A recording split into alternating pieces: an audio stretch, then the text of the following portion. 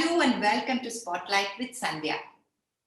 Our guest today is an inventor with over 100 patents to his name.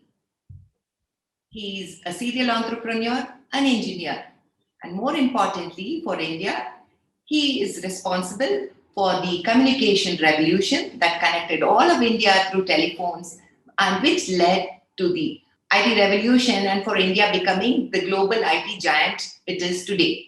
Let's welcome Sam Pitroda to the show. I'm delighted to be with you. Thank you. I remember when we had to wait for a long time to book a telephone call, a trunk call as we used to call it. And then it became so easy for us to do so. Cell phones or the mobile phones are so ubiquitous today. I'm interested to know what's your feeling when you come to India and you look at everybody having a telephone now. Well, when I started my work in India, essentially in 1981, after meeting Mrs. Indiragandhi, who gave me an opportunity to come back and work on it, we had about 2 million telephones for then 700 million people. It used to take 10 years to get a telephone connection. In a short span of 30 years, we have 1.2 billion phones. We are a country of connected billion. And at the same time, we generate $200 billion worth of software services in export. So we have come a long way in IT and telecom. And I would say a lot of credit goes to Rajivgandhi for his political will to really give us courage to go things that we needed to do. To a lot of young Indian talent, students coming out of IIT and other universities with lots of energy and who gave their life working in the early days. And then Indian entrepreneurs, policymakers. So I think everything came together to really change the face of India. I remember when I gave a presentation to Mrs. Indira Gandhi in 1981, my main message was, we can indeed change India if we connect India and focus on IT and software. I must give her credit that she believed in this vision, because then the vision was really all about indigenous development, local production, human resource building, using Indian model of development like STD PCOs in early days, and not follow Western model of improving telephone density, but focus on improving access. So that's how we address access issue with STD PCOs in early days. And also build smaller electronic exchanges like rural phone exchanges opposed to big urban. So we had a completely different model than the rest of the world. And Sam, after pioneering the communication and the IT revolution, now you're calling for yet another revolution of sorts, and you think that there is a need to reset the whole world. Your new book, which is called Redesign the World, a global call to action, seems to have a very lofty vision. Why do you think there is a need for something like this? Because I believe connectivity is the core of human civilization. I think connectivity is part of community building. And if there is no community, there is no life. So today with hyperconnectivity, everything around us is changing.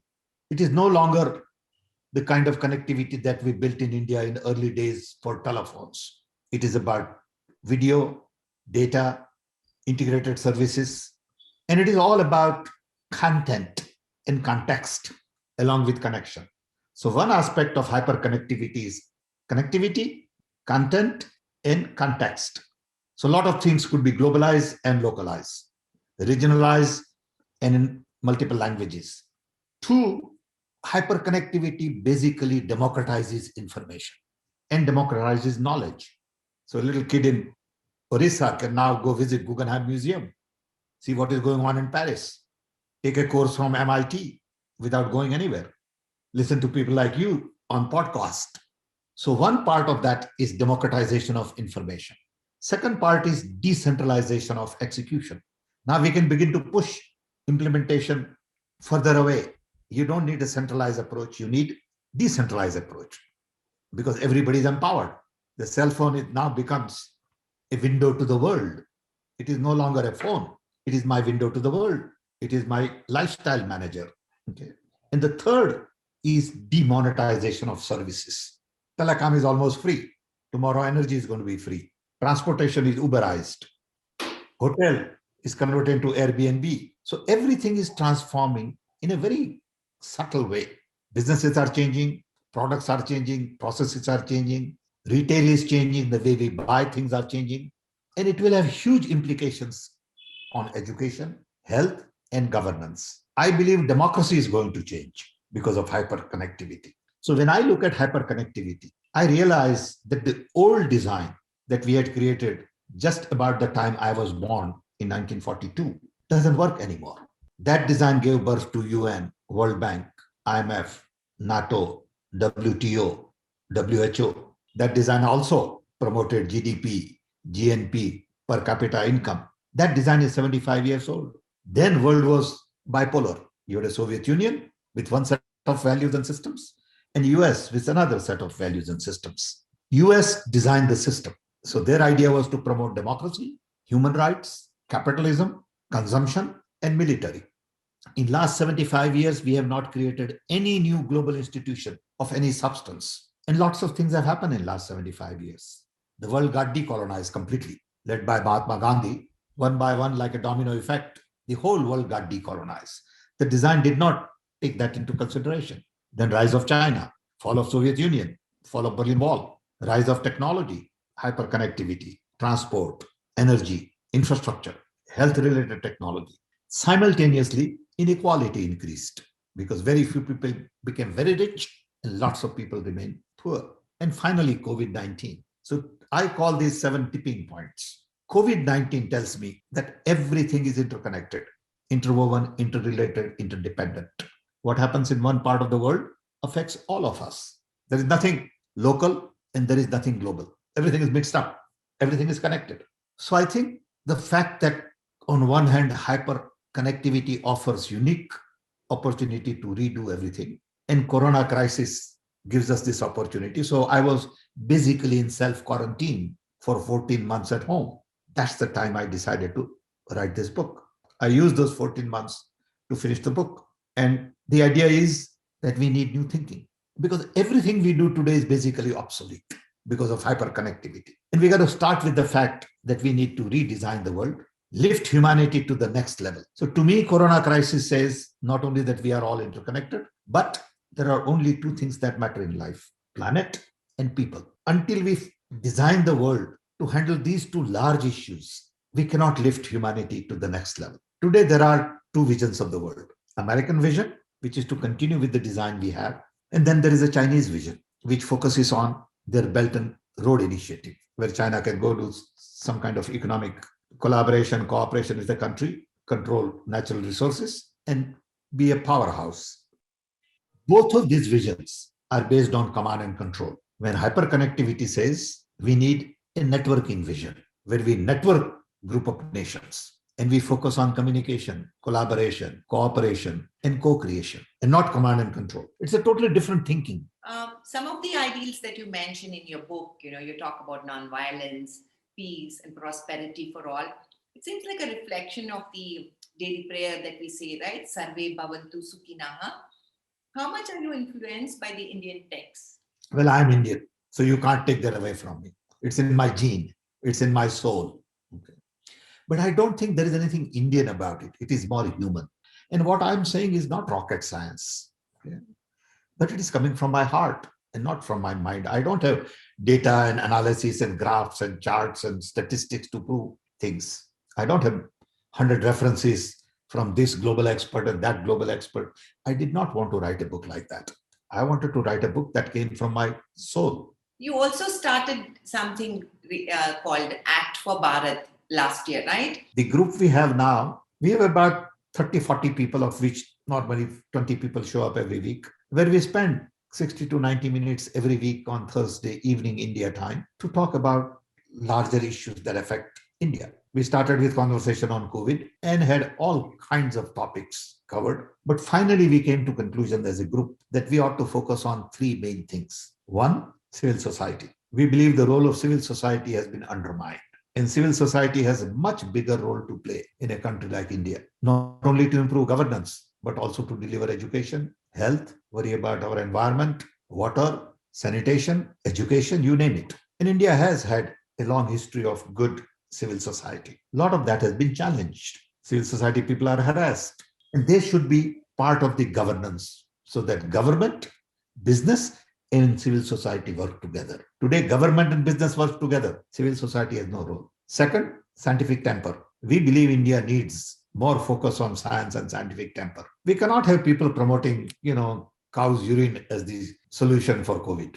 We just cannot allow that, but that goes on. Leaders talk about it and get away with it. So we have to promote scientific temper, which include rational thinking, logical approach, ability to argue, discuss, reason, and search for truth. That's what science is all about. And we see a lot of lies promoted, even by leaders, a lot of gossip, personal attacks, innuendos. You cannot build a nation like that. And the third topic is really about institution building. We believe our institutions are being captured one by one, whether it is judiciary, election commissioner, university. I mean, how many university vice chancellors have the autonomy they need? Media is not that independent.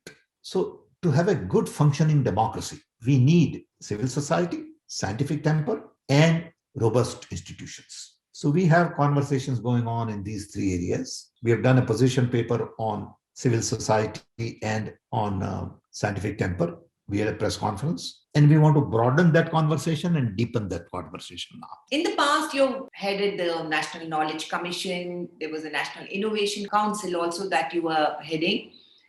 At this point, what do you think India can be doing to take leadership of innovation in science and technology? I think we cannot take any leadership on innovation until we build our institutions. Let me give you an example. When the new government came to power, I personally took the initiative. I called Mr. Modi, who is Gujarati friend. I respect him. He was the Chief Minister of Gujarat, and he was very kind and talked to me. Then I went to his office and met with the secretary. And I said, please continue with Innovation Council, not with me, but get new people. But don't abolish Innovation Council, because innovation is an important part of India's growth. First thing they did is abolish Innovation Council. I was very disappointed. But what it means is that innovation requires different thinking. It requires you to challenge status quo. And they don't want any challenge. They don't want any new thinking. That is the message I got. So I realized, I said, it's okay. That's their privilege. People voted them in power, so they are entitled to do whatever they want to do. But for innovation, you need open mind. You need dialogue. And you cannot do this with command and control. That's the fundamental difference. Do you think you would have been able to make more of a contribution in India had you remained political? You joined the Congress party and now you're a congressman. No, I don't think it's a political issue. We tend to make everything political. Okay. Was Vikram Sarabhai political? Was Bhabha political?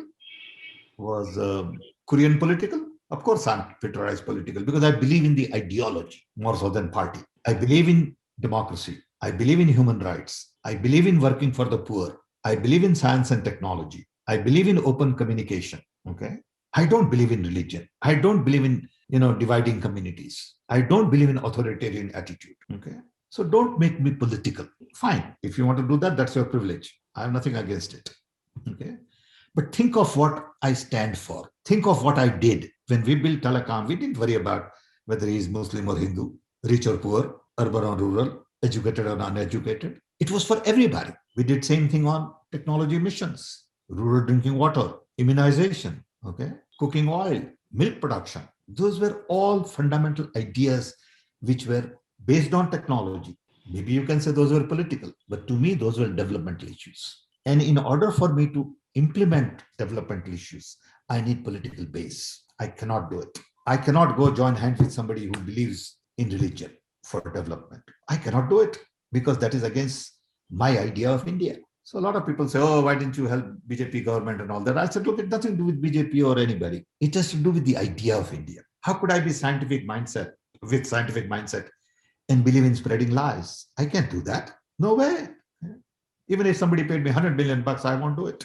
So why would I do it for power? It's a personal thing. Again, you don't have to agree with me. You are entitled to have your views. I'm entitled to have my views. So don't you think there's any middle ground for technologists, between getting involved in politics and contributing to a change or a development in the country? No, it's a matter of, politics is, I didn't want to, contest election. There's a fundamental difference. I was offered many times Rajya Sabha seat. I said no, but I still believe in Congress ideology. I believe our founding fathers had a clear idea of the kind of India they wanted to build, and I subscribe to that. Okay, and that's why I believe in Congress. Your life story is so incredible, and I hope it could be the subject of another interview. But I do want you to know, and I sincerely say that I'm just an ordinary guy, born and raised in a small little tribal village. My father had 4th grade education, but I had an interesting journey. And I don't equate success to money or fame or name. I don't care. I'm a family man. I'm a very simple guy. I like simplicity. I don't go to clubs. I don't play golf, or I don't do anything. I just do my work, and I enjoy my family and friends. And I have no big hobbies. I don't spend money. I don't wear fancy, anything. Not important to me. That's the kind of life I like. Okay? And I learned that from Gandhi. And Gandhi has been my hero on one hand, and Einstein has been my hero on the other hand, because he could imagine wild things. Mm-hmm. And Gandhiji taught me to put my feet on the ground. And I've lived with these two heroes in mind, and they've helped me whenever I was in difficult times. It's certainly a very, very impressive life, and I'm very happy that you could join us and share your thoughts on a variety of subjects. Thank you so much. Yes, Sandhya, thank you for the opportunity. Do subscribe to the Raintree Media channel on YouTube. Like, comment, and share the videos.